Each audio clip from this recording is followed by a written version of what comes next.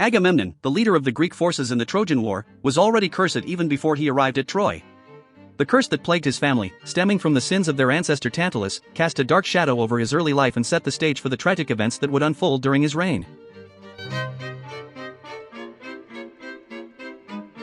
The curse on the lineage of House Atreus was a punishment from the gods for the unspeakable crimes of infanticide and cannibalism committed by Tantalus. These heinous acts set off a chain of suffering and betrayal that would haunt Agamemnon and his family for generations to come. The curse began with Tantalus, whose arrogance and disregard for the gods led him to commit the unthinkable act of killing his own son, Pelops, and serving him as a meal to the gods. This act of unfathomable cruelty and disrespect incurred the wrath of the gods and set the stage for the curse that would plague the descendants of Tantalus. Pelops, the son who was slain and served as a meal, was eventually resurrected by the gods and went on to sire a line of descendants that would be plagued by tragedy and misfortune.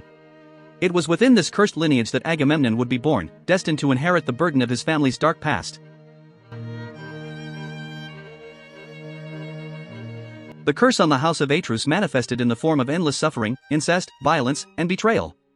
These themes would come to define the early life of Agamemnon and set the stage for the tumultuous events that were to unfold during his reign as the leader of the Greek forces in the Trojan War.